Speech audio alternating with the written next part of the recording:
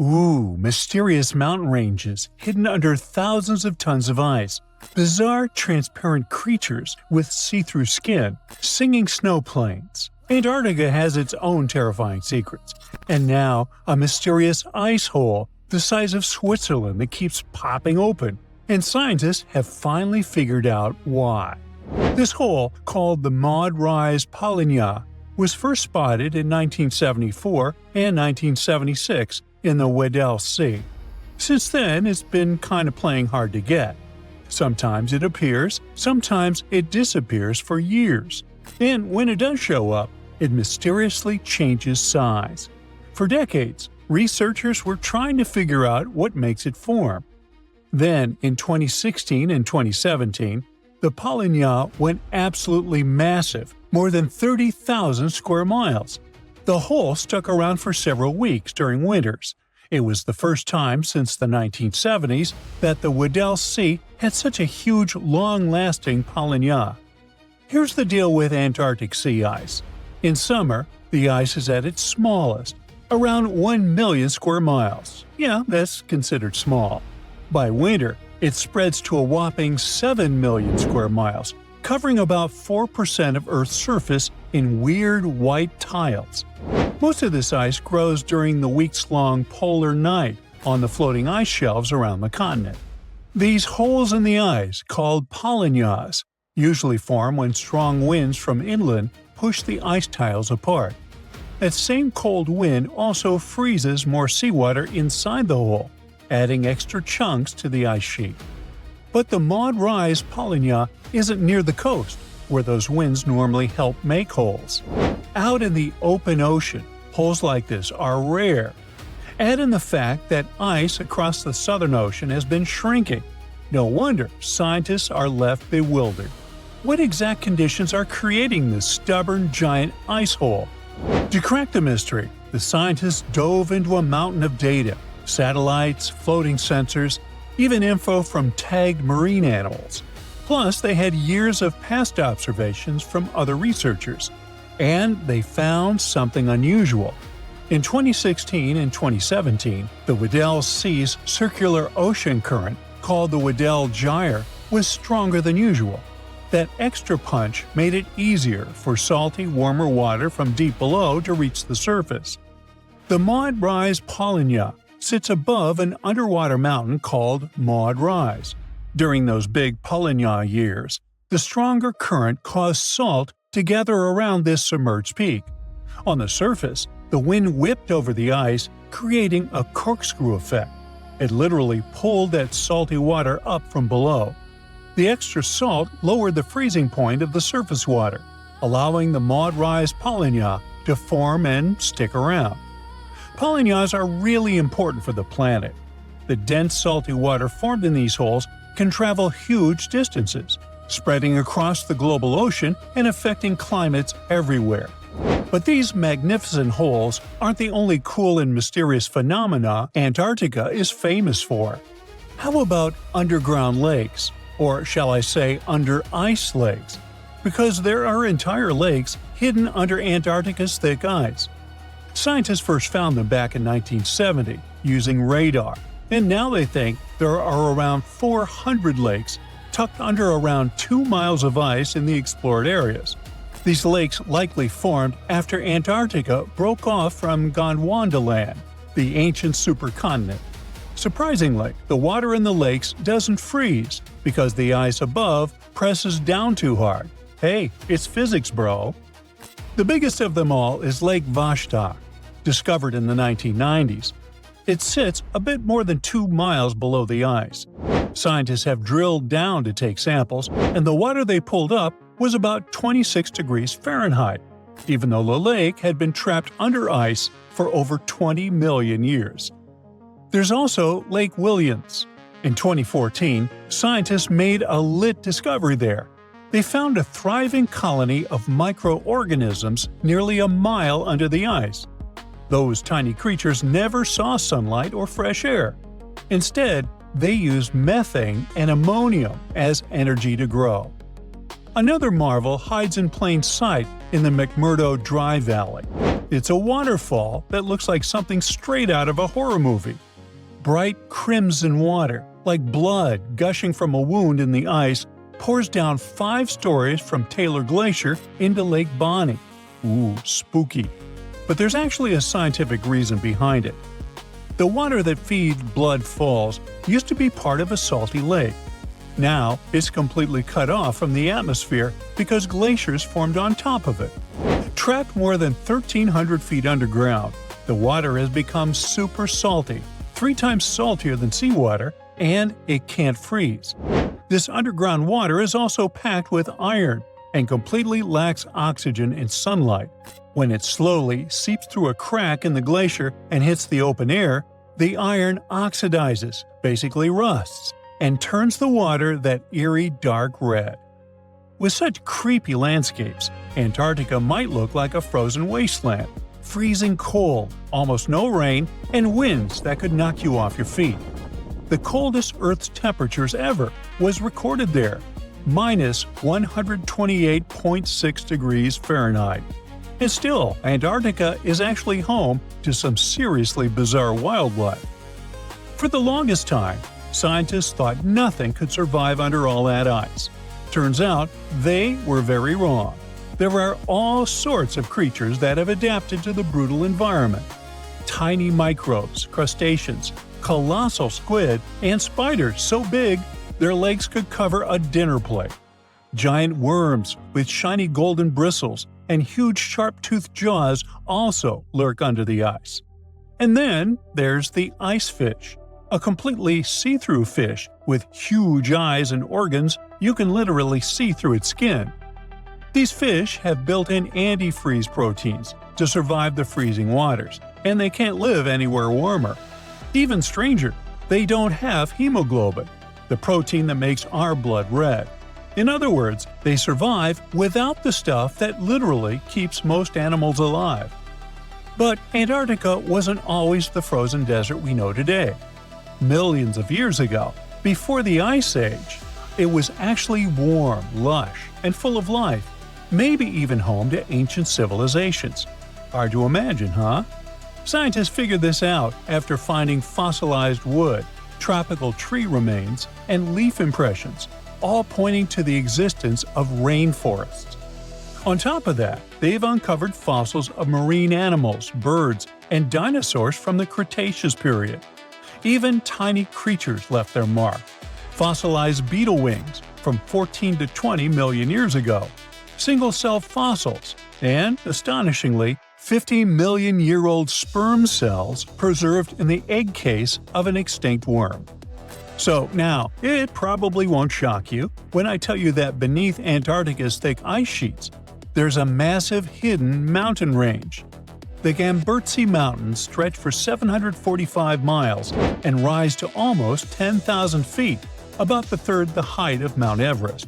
And all this is buried under between 6,500 to 13,100 feet of ice. The mountains were discovered in 1958.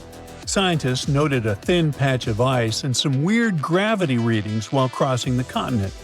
Even though no one has ever seen those mountains directly, researchers use radar to map their shape and gravitational and magnetic readings to study them all the way to their base. Perhaps the craziest part is that the Gamburtsis are around 1 billion years old. So, in theory, they should have eroded away long ago. How they're still standing is a mystery. Most scientists think a frozen mantle beneath the ice might be protecting them from erosion, keeping this ancient range intact. And finally, Antarctica has its own soundtrack. The Ross Ice Shelf, the continent's largest ice shelf, is several hundred feet thick and spreads over 193,000 square miles, roughly the size of France. And scientists have recently discovered that this massive ice slab actually sings. The eerie melody comes from wind blowing over snow dunes, which creates vibrations in the ice and a nearly continuous seismic hum. You can't hear it with your ears, but seismic sensors pick up the mournful tune. In fact, it was discovered by accident. Scientists just installed special sensors to monitor other ice behaviors. Now, even cooler, The song changes depending on what's happening on the ice. Melting, storms, and shifting snow all tweak the vibrations. Researchers are now using this haunting melody as a kind of early warning system. They listen to it in real time to track the ice shelf stability and potential collapse. A hole about the size of Switzerland or South Carolina keeps popping up in the Antarctic ice. This opening is growing steadily, and it took scientists half a century to figure out why. They found the answer with the help of seals. The scientists first spotted this gap, called Maud Rise Polynya, in the Weddell Sea in 1974. They were about to close the case as the hole disappeared, but it popped out again in the following 2 years, and then only in 2016. The giant hole is near Maud Rise, an underwater mountain. This type of hole is a polynya, a rare patch of open water surrounded by thick sea ice. In Antarctica, when winter hits, the ocean surface freezes, and sea ice spreads out to cover an area about twice as big as the continental United States. Along the coast, openings in the sea ice pop up every year. This happens when powerful coastal winds blow off the continent and push the ice away. But it's a whole lot rarer for these openings to form way out over the open ocean, hundreds of miles from land, where the water is thousands of feet deep. Researchers from several universities teamed up to study the Maud Rise Polynya using computer models and satellite images. They even recruited some Antarctic seals to help out. These seals wore tiny helmets on their furry round heads with tracker sensors attached to them. Thanks to these sciencey seals, the team could collect water data from the source.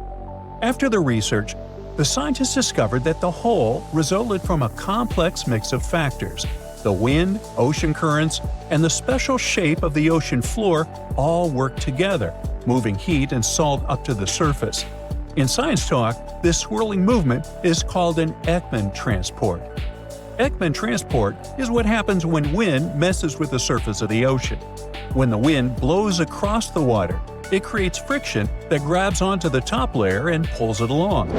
Thanks to the Coriolis effect, which comes from Earth's spinning, the moving water gets pushed at a 90-degree angle from the wind's direction. So, instead of the water going exactly where the wind is pushing it, it drifts off at an angle. Which way it turns depends on which half of the planet you're on. In the northern hemisphere, the water shifts clockwise from the wind direction, and in the southern hemisphere, it shifts counterclockwise. Now, Ekman transport turned out to be the missing piece of the puzzle in the case of the Maud Rise hole. It helped balance the salt levels and keep mixing salt and heat up to the ocean surface. But as the sea ice melts, the surface water becomes less salty, which should stop the mixing. So the scientists realized something else had to be happening to keep the polynya open. There had to be another source of salt. Salt lowers the freezing point of water. To find out where this extra salt was coming from, the team dug back into their data and ran more computer models on the ocean. They found that swirling currents formed as the Weddell current flows around Maud Rise. These currents carry salt up to the top of the underwater mountain. From there, Ekman transport kicks in. As the top layer of water moves away with the wind, water from deeper down rises to take its place. At Maud Rise, this upwelling water brings along the extra salty water built up around the seamount, and that's what helps keep the polynya from freezing over. Scientists follow any changes in Antarctica as they influence the rest of the world. Researchers at Stanford University used machine learning for the first time to study detailed satellite data showing how ice moves in the polar region. They combined huge amounts of real-world data with physics rules to understand the Antarctic ice sheet better. It's the biggest ice mass on Earth, almost twice as large as Australia. It acts like a giant sponge for the planet, storing fresh water as ice and stabilizing sea levels.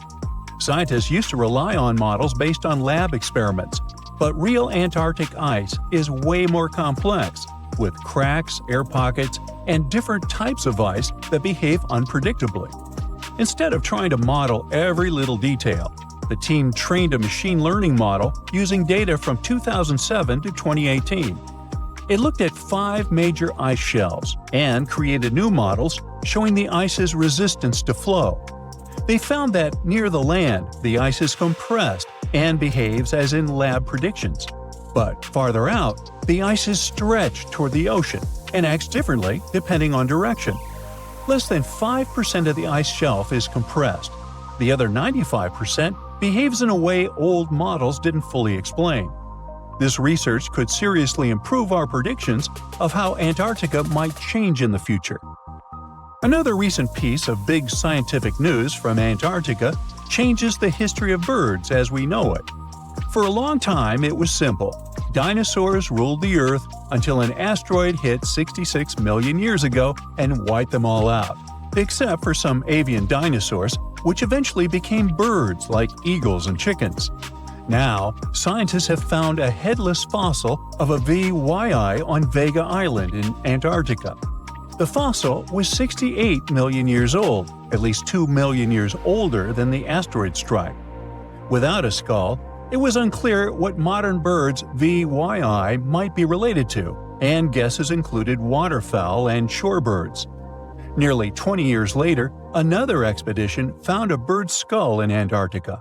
After careful study, scientists matched it to VYI and concluded it was an ancestor of modern water birds like loons and grebes. If it's all true, VYI is now the oldest known modern bird in fossil records. The skull had a long, pointed beak, a brain unlike any other Mesozoic bird, and signs of strong jaw muscles like mine, which were perfect for diving underwater and catching fish. The body fossil also had adaptations for underwater swimming, similar to modern diving birds. During the late Cretaceous period, Antarctica was a temperate rainforest, far from the Yucatan, so it could have become a safe haven during the asteroid disaster. So, early modern birds might have survived there. When a giant iceberg, about the size of Chicago, broke off from Antarctica's massive ice shelf, scientists nearby did something no one had ever done before. They sailed straight over to check out the newly exposed seafloor. Studying the undersides of ice shelves is incredibly hard, but thanks to the iceberg A84, a 209 square mile patch of seafloor suddenly opened wide for exploration. The scientists deployed all their high-tech gear, including a remotely operated submersible and autonomous robots, to collect data about the seafloor and the properties of the water above it. Life exists almost everywhere in the ocean, from the bright shallow waters to the pitch-black volcanic deep sea. But the research team was really surprised to find such a diversity of life down there. They found a forest of sponges, giant sea spiders, icefish, octopuses, huge corals, anemones, and even glowing deep-sea jellyfish. Normally, deep-sea creatures get their nutrients from organic matter falling from the ocean surface. But under a 500-foot thick sheet of ice that had been there for who knows how long, that wasn't possible. That meant the creatures had to be getting their nutrients in some completely different way.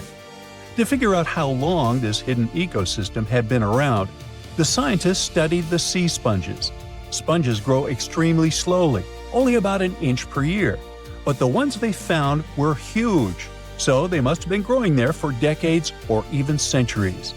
The team is hoping that the mountain of ocean and environmental data they collected during the expedition will help them understand how these ecosystems managed to thrive in those conditions and maybe reveal some completely new species that no one has ever seen before. Welcome to one of the most mysterious and unexplored places on Earth. But what's so special about that? It's just some icy peaks and the endless snowy expanse of Antarctica. Yeah, that's right. But there's still a planetary scale mystery here. No matter how hard you try, you won't see a hidden mountain range, giant, unexplored land where no human has ever set foot. And it lies under another layer of mountains. It's like a nesting doll, but the size of a continent. These mountains hide Antarctica secrets, and these secrets can tell us something awesome about the ancient history of our planet. This gigantic unexplored territory in Antarctica is called the Gambritsev Subglacial Mountains. And the layer of ice above keeps this place untouched by nature and people. It's like a land inside another land, and it hides more than just mountains. There are valleys, hills, and plains. The whole area is similar to the European Alps, but unfortunately, we can't enjoy the view. Those mountains were first discovered in 1958 using seismological instruments. More than half a century has passed since then, and this place still remains one of the most poorly studied tectonic objects on Earth. Why? Because it's ice. A lot of ice. Who knows? Maybe there are some unknown ancient artifacts lying there. What if they're hiding a secret city or spaceships? It's unlikely, of course, but it would still be interesting to look there. Think about it. Hundreds or even thousands of miles of land that have remained unchanged for hundreds of millions of years. Even if no new species of animals or remains of an ancient civilization are there, this place still has a history. The history of the formation of continents on our planet. And scientists have already figured out some of this story. The mountains buried in Antarctica were originally like ordinary mountains, but as a result of a planetary scale event, they just… Wait a minute. Have you ever wondered how mountain ranges are formed? We see them in real life, in movies, in photos on the internet. We climb them. But how did they appear? Mountains have not always existed on the planet in this form. They appeared as a result of a large-scale collision of tectonic plates. Two giant solid chunks of ground are moving toward each other, then crash, and boom! Millions of tons of the Earth's crust pile on top of each other, mix, and form ledges and gorges. And all this can last for millions of years. Yes, it's a disaster, but it's very slow. Some tectonic plates are still colliding.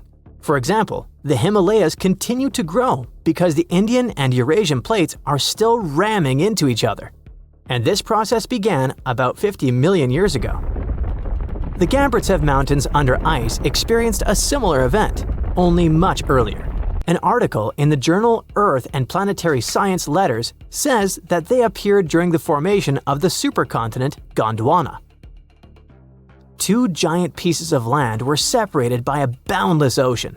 But then, about 700 million years ago, they collided and formed Gondwana. This supercontinent included the territories of modern Africa, South America, Australia, India, and Antarctica. The giant pieces crashed into each other and released a stream of hot, partially molten rock. This mess grew bigger and bigger, forming mountains. The temperature of those mountains grew, their mass increased, and at some point, Gondwana became unstable. The supercontinent began to collapse under its own weight. The hot rocks below the surface began to flow sideways as a result of a process called gravitational spreading. Take toothpaste and start squeezing it out of the tube. Approximately the same thing happened with billions of tons of red-hot rock. Ancient mountains in Antarctica appeared right during this catastrophic event. You've just watched a visual simulation of global events that took place hundreds of millions of years ago. It looks cool, but how did scientists figure it out? How did they see this planetary scale destruction? If the Gambritsev Mountains under ice is one of the most unexplored places in the world, then how could people find out its origin? The answer is simple. Tiny particles of rock have told us about the changing landscape of the planet. These are zircons, but scientists also call them time capsules. This mineral is very handy and resistant to mechanical and chemical influences. It's difficult to crush, it doesn't get affected by erosion, and it doesn't dissolve in water. And there's uranium inside it. This chemical element shows scientists the age of the rock. The fact is that uranium always decays into lead at the same rate. Scientists look at the ratio of uranium and lead and determine the age of minerals with great accuracy. Okay, this sounds a bit complicated. Here's a simple example. Imagine that each mountain belt is a clock that starts ticking at the moment of its formation. That is, after the collision of tectonic plates. After the rock forms, uranium begins its slow decay. The more time passes, the more uranium turns into lead. The rate of this decay is always the same. This decay can last for billions of years. The less uranium is in zircons and the more lead, the older the rock is. And this is how it happens in practice. Geologists take several rock samples. In a lab, they crush it to extract crystalline zircons. Geologists then dissolve the particles in acid to separate uranium from lead. Then they use a special device, a mass spectrometer that accelerates atoms and sorts them by mass. This is a rather complicated process, but the bottom line is that this device shows scientists the amount of uranium and lead. They look at the ratios of these two elements and calculate the age of the rock. Geologists took zircons from sandstones near the Gambritsev Mountains, studied those particles, looked at the level of uranium, and calculated the chronology of mountain formation. Then they compared the data obtained with the history of our planet and realized that the mountains buried in Antarctica appeared during the formation of the supercontinent Gondwana. But how did they find out that the supercontinent included Australia, India, and Africa? Zirconia from those Antarctic rocks turned out to be very similar to zirconium from those countries. That is, a long time ago, these three continents were together. So, the Gambritsev Mountains began to grow about 650 million years ago. About 580 million years ago, they reached the height of the Himalayas, and 80 million years later, they experienced the melting of the Earth's crust. And while most of the mountain ranges on the planet were changing and collapsing, the Gambritsev Mountains under ice remained untouched. Water, soil, wind, earthquakes, gravity, and other natural forces destroy mountain belts. This process is called erosion. But mountains buried in Antarctica haven't experienced anything like this. The cold temperature and the ice sheet around them kept this range unchanged. It's one of the best preserved ancient mountain belts on the planet. Okay, but why do we need to explore these mountains? What difference does it make that the supercontinent Gondwana collapsed in the past? It's possible that plants, frozen bodies of insects, or ancient bacteria have remained preserved under thick layers of ice. What about ancient animals? Many species could have lived on Gondwana. Studying ancient mountains in Antarctica can show us what the planet looked like about 500 million years ago. When Antarctica was a green continent, what lived on it? What happened to this life? Is it possible to revive those ancient creatures after so many years? If scientists were able to calculate the date of the supercontinent's appearance using tiny particles, then imagine what they could find after examining this hidden mountain range. It all sounds very interesting. But there's one problem. To take a small piece of this unknown world, you need to drill through a lot of ice. You need to deliver heavy equipment to one of the most inaccessible continents in the world, build stations, obtain an energy source, and conduct large-scale research. It sounds incredibly expensive, so this hidden territory will probably remain a mystery for a long time. Let's just hope that some billionaire will want to find out Antarctica's secrets and arrange a large-scale expedition there. A vast expanse of white snow, freezing winds, lifeless landscapes, and weird, eerie signals seemingly coming from within Earth. These radio pulses occur in Antarctica, and no one can figure out what they are and where they're coming from. You see, scientists are running an experiment called ANITA, short for Antarctica Impulsive Transient Antenna. Basically, it's a bunch of detectors strapped to giant balloons and floating way up above the South Pole. Their job is to detect extremely high-energy neutrinos. How do they spot them? Right at the moment when neutrinos come into contact with ice and produce an intense, short burst of radio waves. Now, neutrinos are these tiny, almost massless particles that don't have an electric charge. They're everywhere, and billions of them are flying through you every second, even while you're watching this video. Neutrinos come from all over the place, from the sun, exploding stars, deep space, even from under your feet. The sun pumps them out non-stop as it fuses hydrogen into helium. Stars that are going off blast out huge bursts of neutrinos during supernova explosions. When high-energy cosmic rays hit our atmosphere, they make new neutrinos that rain down on us too. And some even come from radioactive stuff decaying inside Earth. The oldest neutrinos have been flying through the universe since the Big Bang, but they're practically invisible because they almost never react with anything.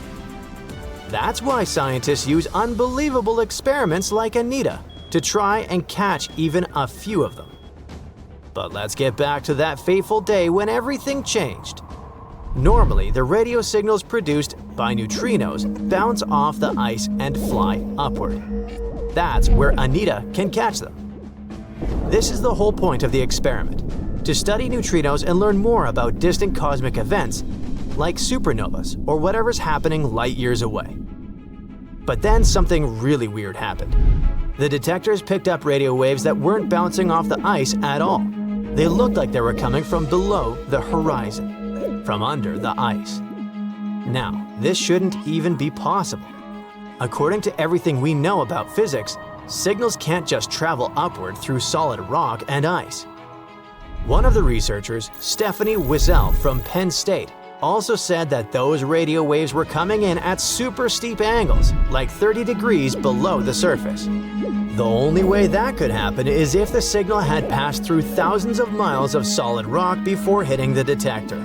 But if that were true, the rock would have completely absorbed it. So something just didn't add up. The team ran all the numbers and still got no clear answer. But for them, it was an interesting problem, since they didn't actually know what those anomalies were. What they did know was that they were probably not neutrinos. That's because if the team does detect a neutrino, that means it's traveled an insane distance without bumping into anything, possibly all the way from the edge of the observable universe. So, whatever Anita has picked up, it's not behaving like anything scientists have seen before. It might mean there's some totally new type of particle out there, or maybe something else is going on that we just don't understand yet. They publish the findings in physical review letters, but the mystery remains unsolved. No one really knows what's going on under that Antarctic ice, just that something out there isn't playing by the rules. Now, if scientists actually manage to detect and trace where those crazy fast particles come from, they can learn tons of stuff about the universe. Way more than even the biggest, most expensive telescopes allow us to see. You see, neutrinos basically zip through space almost at the speed of light, barely bumping into anything. It means they can carry untouched data about events that happened millions or even billions of light years away. That's why Wiesel and a bunch of other researchers around the world have been building these insanely sensitive detectors to catch neutrino signals. Even the tiniest ones are super important, because in this field, one tiny blip of data can hold a treasure chest of information. So, researchers have been designing setups in both Antarctica and South America to catch these rare particles. Anita is one of those detectors, and Antarctica's the perfect spot for it. There's hardly any radio noise, there are no cities, no traffic, and no random interference. The setup is actually pretty cool. They attach a cluster of radio antennas to a giant balloon, send it a few dozen miles up into the sky, and make it float over the endless stretches of white ice. From up there, it points downward, listening for faint radio signals coming from deep inside the ice. When one of those super rare neutrinos, specifically a tau neutrino, hits the ice, it creates another particle called a tau lepton. That lepton then shoots out of the ice and starts breaking down, losing energy and turning into smaller bits. That decay process gives off what's called an air shower, kind of like a spray of invisible sparks flying through the air. If we could actually see those air showers with our eyes, they'd look like someone waving a sparkler through the dark, bright streaks trailing behind as it moves. Studying the direction and pattern of these signals, the ones from the ice showers, and the ones in the air showers, scientists can figure out where the original particle came from. Usually it's super precise, kind of like bouncing a ball off the ground. You can predict where it'll go, But these weird new signals don't bounce the way they're supposed to. The angles are all wrong way steeper than anything the models can explain. So the team dug deeper. First, they looked at all the data from Anita's multiple balloon flights. Then they compared it against tons of computer simulations of cosmic rays and neutrinos and filtered out all the usual background noise. They even cross-checked their results with other experiments like the ice cube detector, which is also located in Antarctica, and the Pierre Auger Observatory in Argentina. They wanted to see if anyone else had picked up similar upward-going air showers. And guess what? Things got even weirder. They found nothing. No other detectors had picked up anything that could explain what Anita had seen. That's why the researchers ended up calling the whole situation anomalous. It basically means, yeah, we have no idea what this is, but it sure isn't behaving like a neutrino. Whistle explained that the signals just didn't fit into the usual picture of how particles were supposed to act. Some people have floated ideas, like maybe it's some new kind of physics, or a hint of dark matter. Dark matter is basically that invisible stuff that keeps the universe from falling apart. It's everywhere. We just can't see it. Scientists have been trying to figure out what it actually is for almost a century, and it's still one of the biggest mysteries out there. Everything we can see, like stars, planets, people, dogs, makes up only about 5% of the universe, and dark matter makes up around 27%. The rest is something even stranger called dark energy. Scientists think dark matter is what gives galaxies their shape and holds everything together like cosmic glue. Without it, the universe would look totally different. It would be totally amazing to find out that this theory is true. But since IceCube and Auger haven't caught the same thing, that really limits the possibilities. Penn State has been in the neutrino detecting game for almost a decade now, building detectors and analyzing all kinds of cosmic signals. And the team is already working on their next big project, a brand new detector called Puel. It's going to be bigger, more sensitive, and way better at spotting those elusive neutrino signals. For now, this remains just one of those long-running cosmic mysteries that keep scientists awake at night. But the team is optimistic. When Pueo goes up, it'll have better sensors, which means if there really are more of these anomalies out there, this time they'll catch them. And maybe then we'll finally figure out what's behind them.